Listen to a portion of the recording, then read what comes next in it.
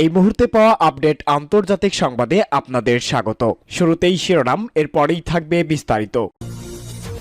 শুরুতেই জানিয়ে দিব, মার্কিন ঘাঁটি গুঁড়িয়ে দেওয়ার পর এবার ইরানের টার্গেট যুক্তরাষ্ট্রের মূল ভূখণ্ড। এরপরেই জানাবো, পারস্য সভ্যতার ধারক এবং বাহক ইরানের পিছনে লেগে থাকার সফল এখন হারে হারে টের পাচ্ছে কঠোর ইহুদিবাদী নেতা বেনিয়ামিন নেতানিয়াহু। জানাবো, মার্কিন নিষেধাজ্ঞার কবলে পড়তে যাচ্ছে ইসরায়েলের সামরিক ইউনিট।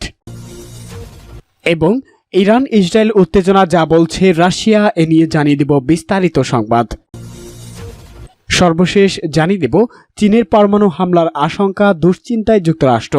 শুনছিলেন শিরোনাম, এখন বিস্তারিত। তবে তার আগে ভিডিওটিতে একটি লাইক ও কমেন্টস করে এই সংবাদ সম্পর্কে আপনার মূল্যবান মতামত জানিয়ে দিন। কোন স্থান থেকে আমাদের সংবাদ শুনছেন ও দেখছেন। চ্যানেলটি সাবস্ক্রাইব করুন সবার আগে সত্য ও নির্ভরযোগ্য সংবাদ শুনুন। মার্কিন ঘাঁটি গুঁড়িয়ে দেওয়ার পর ইরানের টার্গেট এবার যুক্তরাষ্ট্রের মূল ভূখণ্ড। যুক্তরাষ্ট্র যদি ক্ষেপণাস্ত্র হামলার জবাব দেয় তবে মার্কিন ভূখণ্ডে হামলা চালানো হবে বলে হুমকি দিয়েছে ইরান। ইরাকে মার্কিন সামরিক ঘাঁটিতে 1 ঘণ্টার ব্যবধানে দুবার হামলা চালিয়েছে তেহরান। সকালের দিকে ইরাকে মার্কিন সামরিক ঘাঁটিতে 1 ডজনেরও বেশি ক্ষেপণাস্ত্র নিক্ষেপ করেছে ইরান। দেশটির বিপ্লবী গার্ড বাহিনীর অভিজাত শাখা কুদস ফোর্সের প্রধান জেনারেল কাসেম সোলাইমানি হত্যাকাণ্ডের পর থেকে কঠোর প্রতিশোধের হুমকির মাঝে এই হামলা চালানো তেহরান। পেটাগন বলেছে, ইরাকে মার্কিন সামরিক ও মিত্র বাহিনীর উপর 1 ডজনেরও বেশি ক্ষেপণাস্ত্র হামলা চালিয়েছে ইরান।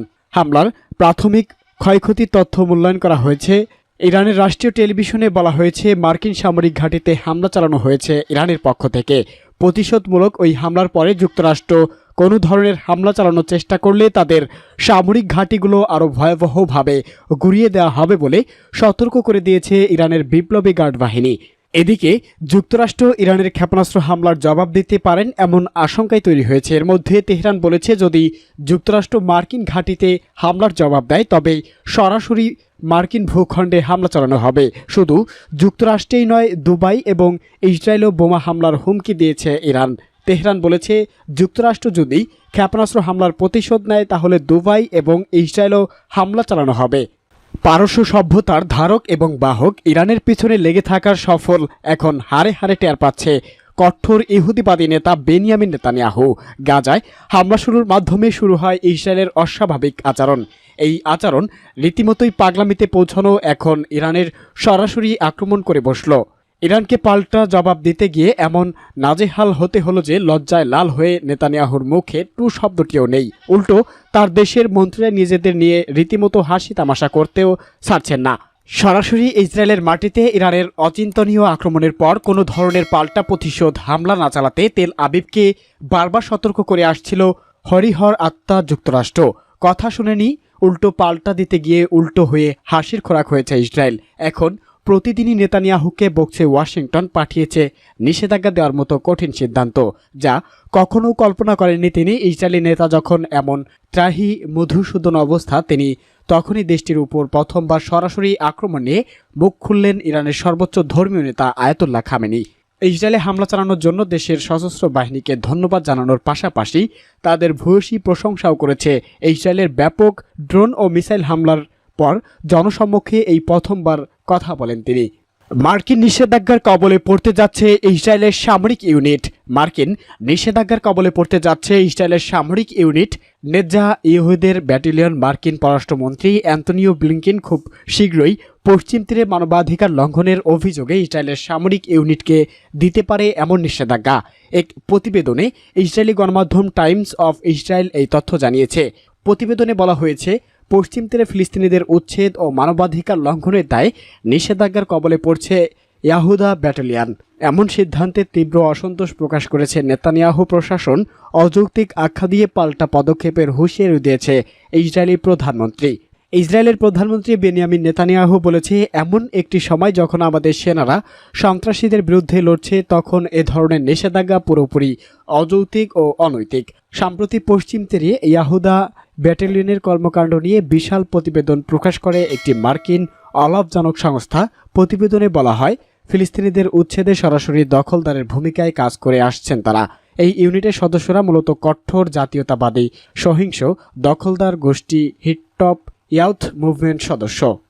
ইরান ও ইসরায়েল উত্তেজনার মধ্যে সব পক্ষকে সংযত হতে আহ্বান জানিয়েছে রাশিয়া। উত্তেজনা বাড়াতে থাকা দেশটি উদ্বেগ প্রকাশ করেছে। রাশিয়া বলেছে, বর্তমান সমস্যার রাজনৈতিক ও কূটনৈতিক সমাধানে আঞ্চলিক সব দেশকে এগিয়ে আসতে হবে। মস্কো বলেছে, তারা এর আগে অনেকবার সতর্ক করে দিয়েছে যে সিরিয়ায় ইরানের কনসুলেটে হামলার পর যথাযথ ব্যবস্থা নিতে ব্যর্থ হয়েছে জাতিসংঘের নিরাপত্তা পরিষদ। ওই হামলার নিন্দা জানিয়েছে রাশিয়ার আনা একটি প্রস্তাবের বিরোধিতা করেছিল যুক্তরাষ্ট্র, ব্রিটেন ও ফ্রান্স। হামলার জন্য ইসরায়েলকেই দায়ী করেছে ইরান। ইসরায়েল যদিও হামলার দায় স্বীকার করেনি, আবারও নাকচ করে দিয়েছে। 170 ড্রোন, 30 ক্রুজ, 110 ব্যালিস্টিক ক্ষেপণাস্ত্র নিক্ষেপ। ইসরায়েলের রাতে ইরান 3 শতাধিক ড্রোন, ক্রুজ ক্ষেপণাস্ত্র এবং ব্যালিস্টিক ক্ষেপণাস্ত্র নিক্ষেপ করেছে বলে দাবি করেছে ইসরায়েলের সামরিক মুখপাত্র রিয়াল অ্যাডমিরাল ড্যানিয়েল হাগারি। পৃথক এক বিবৃতিতে ইসরায়েলের সামরিক বাহিনী জানায়, কয়েক ডজন আকাশ থেকে আকাশ নিক্ষেপযোগ্য ক্ষেপণাস্ত্র নিক্ষেপ করা হয়েছে। এগুলোর বেশিরভাগই ইসরায়েলি ভূখণ্ডে প্রবেশের আগেই ভূপাতিত করা হয়েছে।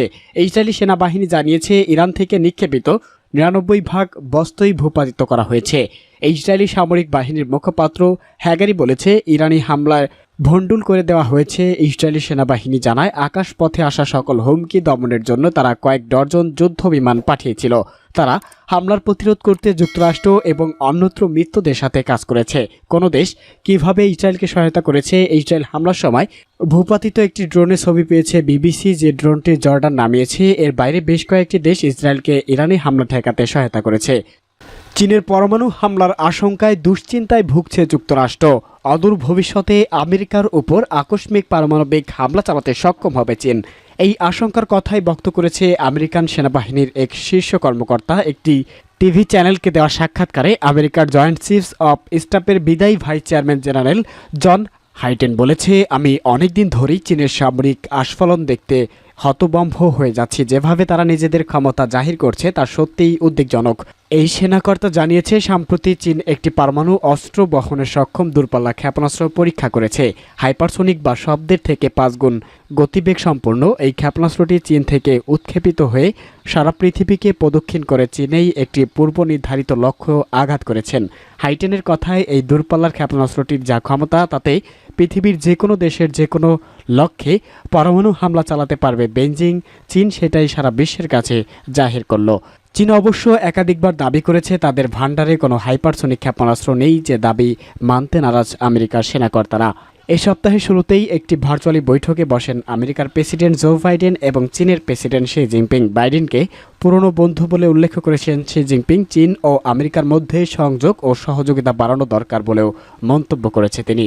বৈঠকের পরে যৌথ বিবৃতিতে বলা হয়, দুদেশের মধ্যে প্রতিযোগিতা যেন বিরোধের চেহারায় না নেয় সেদিকে নজর রাখতে দুই রাষ্ট্রনেতাকে বলা